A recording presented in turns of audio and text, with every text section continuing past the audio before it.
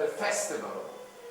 So a kind of course, without saying a shrine, also for the ideology of Hitler, and of course also as Hegel as a man very inspired by Richard Wagner. You see here even all the organization, you know, because there were even when the bombing already started, they went on to use this festival as a absolutely ideological counterpoint, organizing all the details to go, you know, in this performance, doing service to the master singers of Nuremberg again, doing service for the masses. There was a kind of really a mass psychological impact, using the music as a demagogical mean. Here we see those who went in this, so it really has very obvious and enormous militant aspect of Nazi propaganda. Can you make a little bit louder? So even the band that played the leitmotifs of Wagner was a military, a Nazi military band.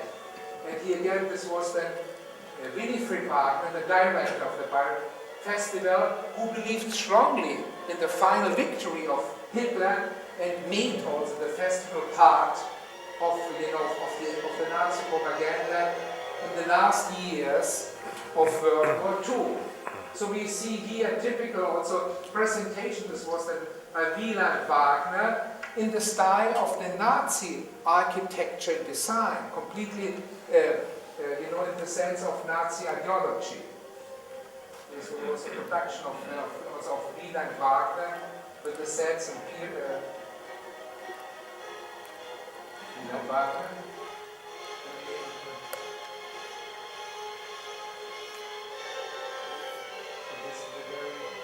The very end of the opera, with a prayer, let's say also with the vision of the superiority of German arts. Here we see the the British Royal Air Force bombing the city of Bayreuth, because also as a city, a city of the shrine of Richard Wagner and Hitler. It's a regional films from the bombing of Bayreuth, which was destroyed for 47%. See the next take, you see also this city, this kind of cult, you see here, a complete destructed city, also with that of course also this was the Villa building where Wagner also, most of it was also destroyed. You see it ends up with a picture of the American soldier playing at Wagner's, so that's all, thank you. So these, I think, these pictures also speak for themselves.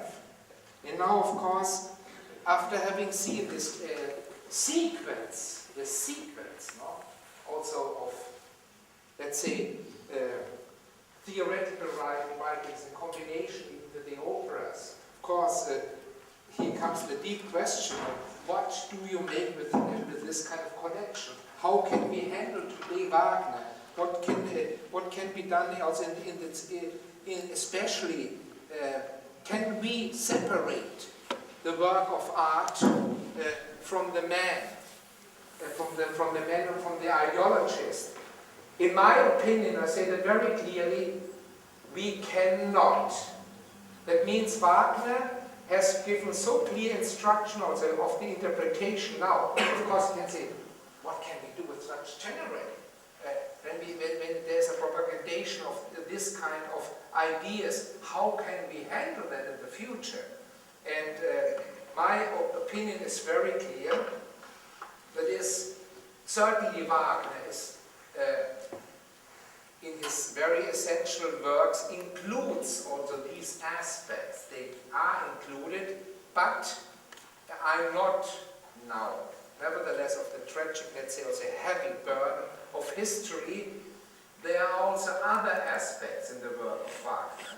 That means the dark side, which I have discussed up today, are the basis. We have to know that.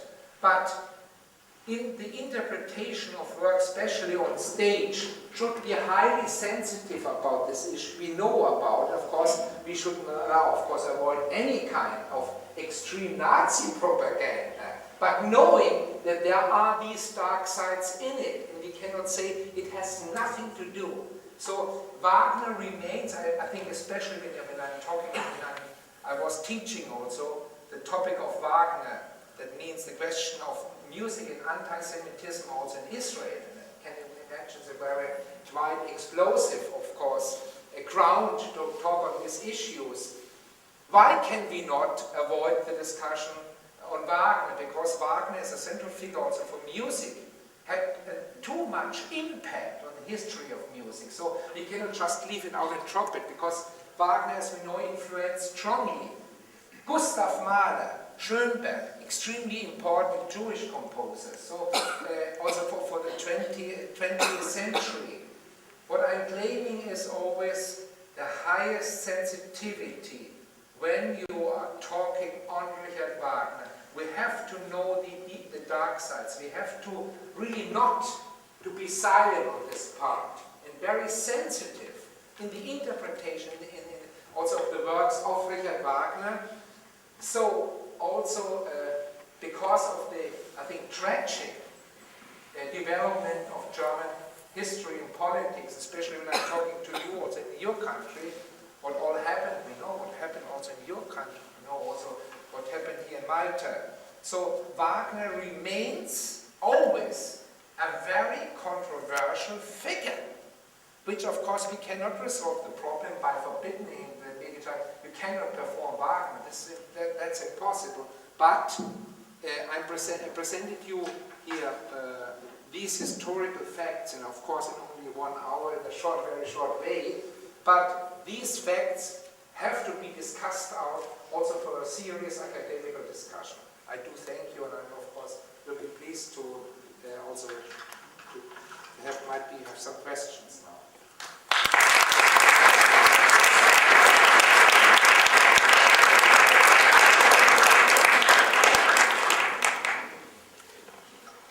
Thank you very much indeed for that highly stimulating talk, Gottfried.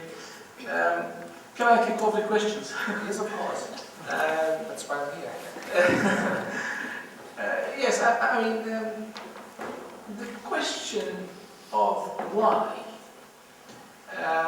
You mentioned Gobineau, obviously an important influence, but perhaps Lagarde. I'm interested in Lagarde, who was a German, who changed his name, like Wagner, who had problems with his father, like Wagner, and who dreamt up a new fatherland. Perhaps because he was fatherless, partly, but this regeneration idea, which you brought up very well, is very much in Lagarde as well. And the notions of the Jew, which were permeating some right-wing circles in Europe at that time, not only in Germany, certainly in Germany as well.